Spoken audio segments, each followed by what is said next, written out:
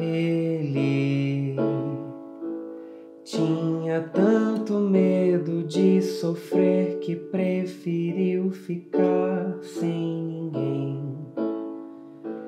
E na solidão sofreu por medo de sofrer por alguém. Tinha tanto medo, mas o mundo viu. Esconder o medo é guardar-se da chuva no frio. Nunca ainda é cedo viver no vazio, triste de quem guarda de alguém tudo que sentiu, tentou manter segredo, mas o mundo viu. Esconder o medo é guardar-se da chuva no frio. Nunca ainda é cedo viver no vazio, triste de quem guarda de alguém tudo que sentiu.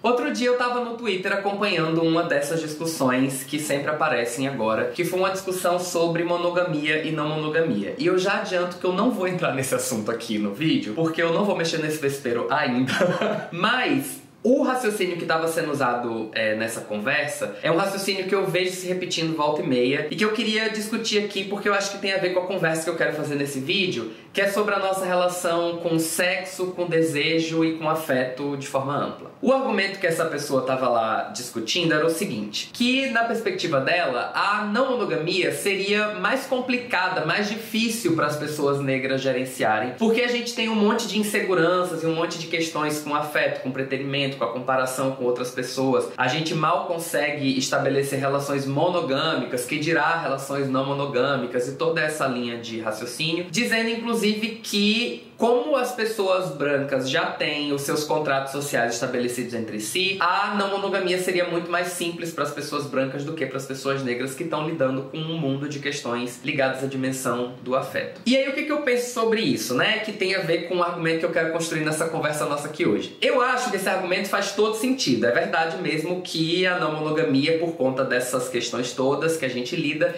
realmente deve ser mais difícil para pessoas negras. Agora o ponto é, a monogamia é mais fácil para pessoas negras? O que é mais fácil para pessoas negras dentro da sociedade em que a gente vive? Quando a gente está falando de sexualidade, de afeto, ou quando a gente está falando de literalmente qualquer outro assunto? O meu ponto é que eu tenho a sensação de que muitas vezes a nossa relação com sexualidade, a nossa relação com a nossa vida afetiva, a nossa relação com o amor, ela é muito pautada pelos nossos traumas, por essas questões que a gente traz e que a gente carrega por conta das vivências que a gente tem em relação ao afeto, à solidão, ao preterimento, que inclusive foram tema do último vídeo que eu publiquei aqui no canal. Eu tenho pensado muito sobre isso recentemente, inclusive olhando para minha própria vivência e também ouvindo histórias de outras pessoas e compartilhando histórias com outras pessoas. Eu percebo que a gente tem muito isso em comum, que a gente vive a nossa afetividade e a nossa sexualidade muitas vezes em função, em torno dos traumas e das questões que a gente carrega. Ou a gente deixa de fazer um monte de coisas e acaba com vários comportamentos na vida da gente por causa dos traumas, ou a gente toma determinadas decisões e busca determinadas coisas na vida da gente para curar e resolver esses traumas. E a parada é que às vezes a gente faz isso de forma meio desesperada, inconsequente, e nem sempre pensa mesmo sobre o significado das nossas decisões de começar a fazer determinadas coisas ou deixar de fazer determinadas coisas. Eu fico pensando na minha vida, por exemplo, como que durante muito tempo foi uma grande questão o fato de que eu tinha vivido relações muito casuais e muito fortuitas, muito breves, breves, muito vazias, esvaziadas, esvaziantes muitas vezes. E eu não tinha passado pela experiência de uma troca de afeto, de um relacionamento, e isso era uma parada que me feria de alguma forma. Então eu fui atrás de um relacionamento, de ter um namorinho, pra poder resolver essa questão. Do jeito que eu comentei no vídeo passado, né? Hashtag amor cura. A gente às vezes projeta essa idealização de ter um relacionamento porque a gente acha que é dentro dessas promessas do amor romântico que a gente vai curar todas as feridas que a gente traz por conta da ausência das experiências que a gente teve do amor romântico ao longo da nossa vida, né? Eu tô falando dessas coisas todas e eu tô gravando esse vídeo principalmente porque eu tava revendo há uns dias atrás um vídeo antigo que eu fiz aqui no canal chamado Liberdade Sexual Pra Quem? Que é um desses vídeos que eu tava a fim de revisitar nos vídeos novos aqui, porque eu mudei de ideia em relação a várias coisas que eu disse ali, assim. E esse vídeo, pra mim, ele é uma grande representação desse processo todo que eu tô falando, né? Porque eu passei esse vídeo inteiro falando da quantidade enorme de coisas que eu tinha deixado de fazer e da maneira como eu tinha uma outra compreensão a respeito do significado de liberdade sexual por conta das experiências duras e das experiências de preterimento e de objetificação que eu tinha passado ao longo da minha vida e ao longo da trajetória das minhas relações, da minha vida sexual, por assim dizer. Eu sei que talvez aí tem gente que goste desse vídeo, que lembre desse vídeo, que se identifique, e tudo bem, tem coisas no vídeo que eu ainda acho que faz sentido, algumas coisas eu fico meio assim com o caminho do argumento que eu fiz, acho que não é muito bom e tal, mas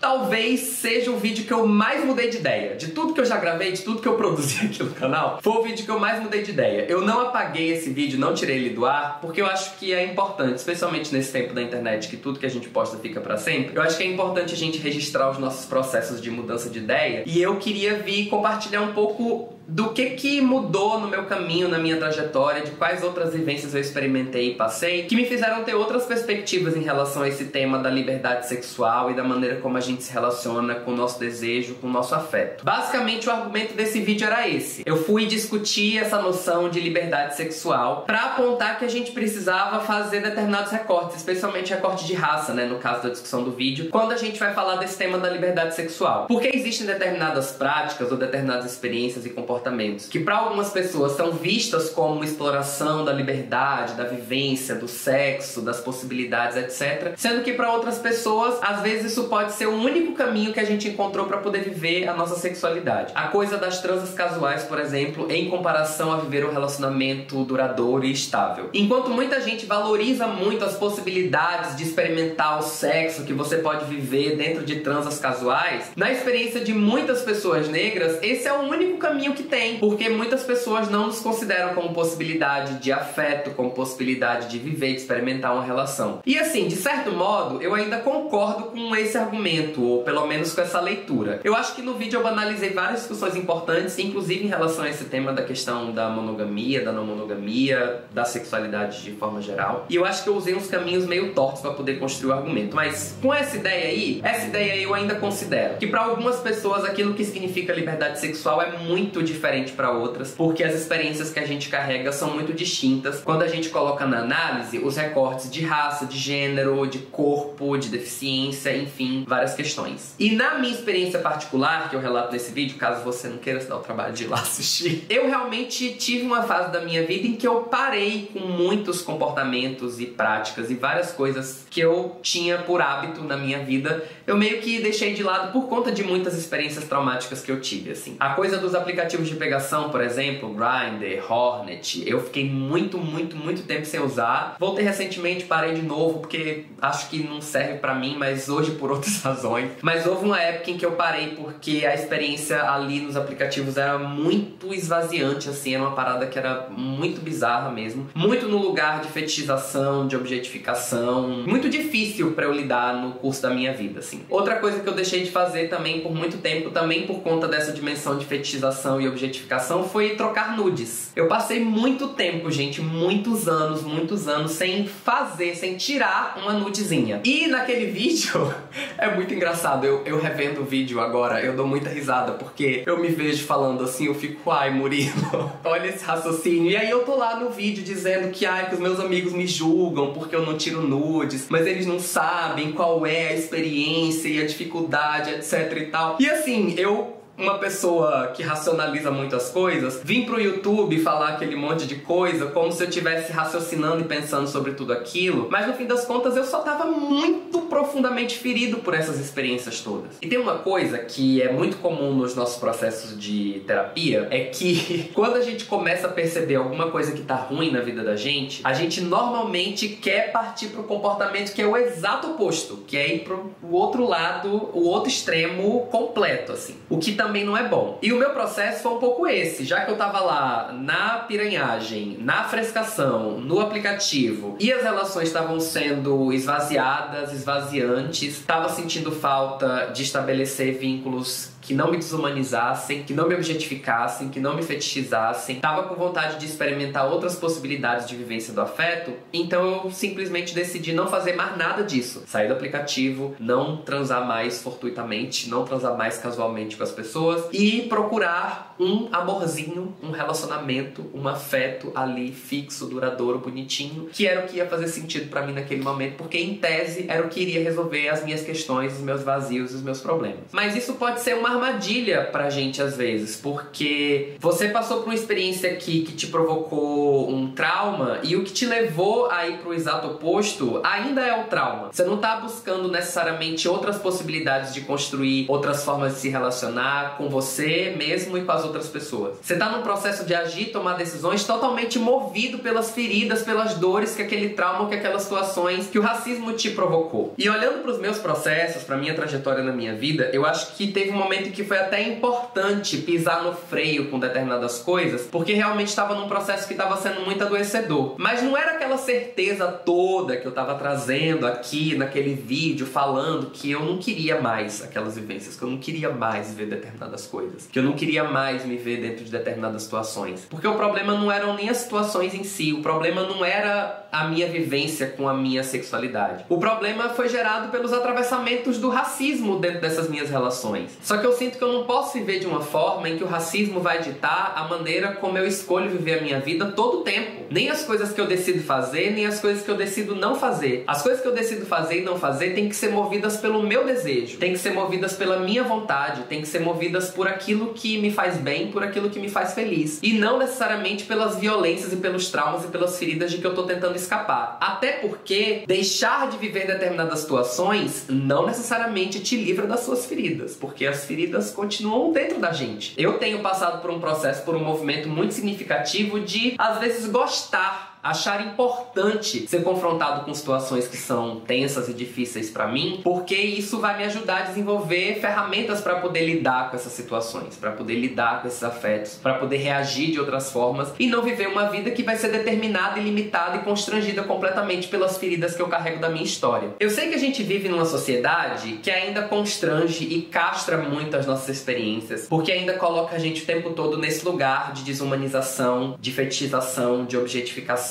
que é um lugar que é difícil de superar, especialmente porque a gente está lidando com o afeto e com o desejo de outras pessoas. Então tem um monte de coisa que realmente é muito difícil da gente gerenciar e muito difícil da gente construir novas possibilidades, porque não depende só da gente. Mas a real, como eu disse no começo do vídeo, é que na sociedade inteira, na nossa vida inteira, existem um monte de situações que são muito mais difíceis pra gente, que não dependem só da gente pra se transformar, e ainda assim a gente vai seguindo o nosso caminho, abrindo as possibilidades, inventando um outro jeito de fazer. A gente está reinventando possibilidades de vida o tempo inteiro. Se a gente está fazendo isso o tempo inteiro, a gente pode fazer isso também com a nossa relação com o nosso corpo, com o nosso desejo, com o nosso tesão, com o nosso libido e com o nosso amor. E pra gente conseguir fazer isso, a gente precisa fazer esse movimento de não olhar só para as nossas dores e nossos traumas, mas olhar também para o nosso desejo. Eu tenho feito um movimento muito significativo e muito importante pra mim nesse momento da minha vida, que tem sido esse movimento de olhar pro meu desejo, porque eu tô descobrindo que eu quero transar casualmente, eu quero ser piranha, eu quero trocar umas nudes, eu quero pegar uns boyzinhos e fazer umas coisas e ter um fetiche sem ser o fetiche, sabe? Eu quero até usar aplicativo de pegação de vez em quando ali, numa coisa de uma viagem, uma vez ou outra, não sei o quê, porque também sempre não dá. Mas aí o que não dá hoje já não é porque eu fui traumatizado por experiências que eu tive. O que não dá hoje é porque eu não quero, porque não mobiliza o meu desejo. Agora, a piranhagem, a biscatagem da Libriana, que tá por aí, amor, querendo pegar umas pessoas, isso aqui, ó,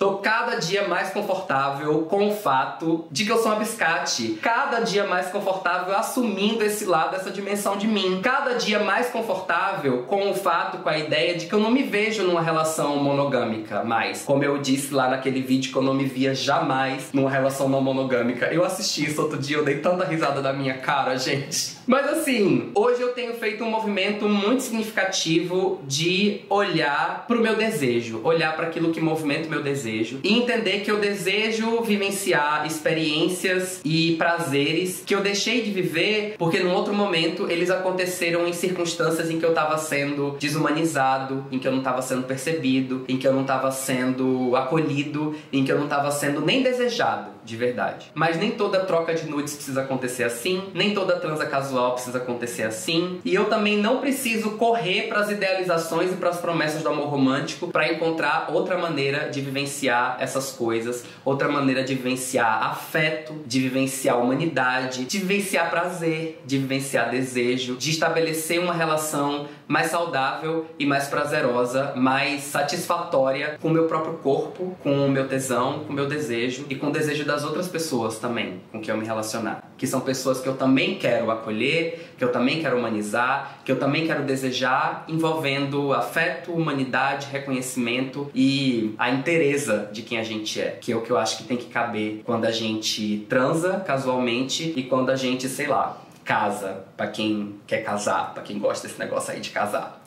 Esse movimento é um movimento simples de fazer? Não é, com certeza não é. Um movimento que tô levando anos, né? Eu gravei esse vídeo em 2016, estamos aqui em 2022 e levou esse tempo todo até eu rever e repensar todos esses meus processos. E eu ainda sigo batendo na trave com várias coisas, ainda passo por situações desagradáveis, ainda me bagunço com o que eu quero fazer e com a maneira como eu vou construir minhas relações, mas é porque eu tô no momento de aprender a viver essa dimensão da minha vida de uma forma que a sociedade não entende, não reconhece como pode ser diferente na experiência de pessoas negras. E eu acho que a gente precisa fazer esse movimento e se apropriar dessa reflexão justamente para que a gente possa desenvolver essas ferramentas e essas possibilidades que a sociedade não oferece pra gente e não está disposta a oferecer. Ferramentas que a gente pode desenvolver e que não precisam, eu acho que nem devem nascer só das nossas experiências de dor e de trauma. Quais outras formas de se relacionar a gente quer construir? Quais outros caminhos a gente quer produzir para as nossas relações que não sejam só as idealizações que o amor romântico oferece à branquitude e não a gente? Qual o tipo de relação que eu quero e que eu posso estabelecer com o meu corpo, com o meu desejo, com a minha libido, com o meu tesão, com o meu amor? Como que eu posso criar espaço para desejar e para ser desejado sem que isso signifique desumanização? De um modo que signifique justamente o contrário, que signifique prazer, alegria, contentamento, satisfação, potência, vitalidade. Como que a gente pode alimentar o nosso amor para além da idealização que oferecem pra gente? Um movimento que eu acho que pode ajudar muito a gente a mobilizar isso é tentar não fazer isso sozinho, se cercar de pessoas que estão abertas a essa conversa, que estão abertas a pensar sobre essas coisas, para que a gente possa não só estabelecer outros vínculos e outras relações com pessoas que já estão pensando sobre isso diferente, mas também para que a gente possa, junto com essas pessoas, inventar essas possibilidades, descobrir essas possibilidades, de uma forma que contemple isso, que contemple o nosso desejo, que contemple quem a gente é. É complicado?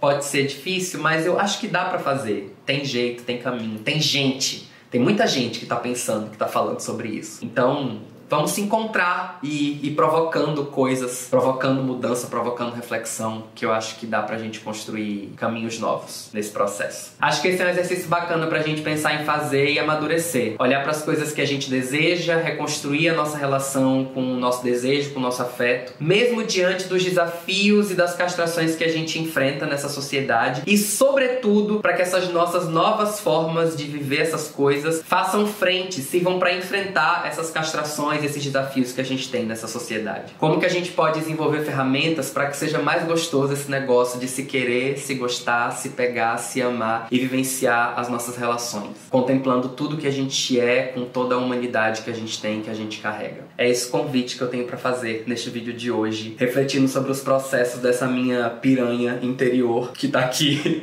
aflorando novamente e querendo tudo, gente, querendo tudo. Eu acho que a gente pode ter o direito de querer tudo. Que a gente queira tudo, que a gente queira ser inteira, ser feliz e seguir os nossos caminhos, os nossos amores, os nossos afetos, sem que isso signifique espaço pra desumanização e pra violência em nenhuma circunstância. Acho que é isso, espero que você tenha gostado desse papo, dessa troca, desse vídeo. Se gostou, compartilha por aí pra gente trazer mais gente pra essa conversa e ampliar as reflexões sobre tudo que a gente pode ser e tudo que a gente pode desejar. Por hoje é isso, um beijo gigante pra todo mundo e a gente se vê no próximo vídeo aqui no Muro Pequeno. Até lá, tchau, tchau!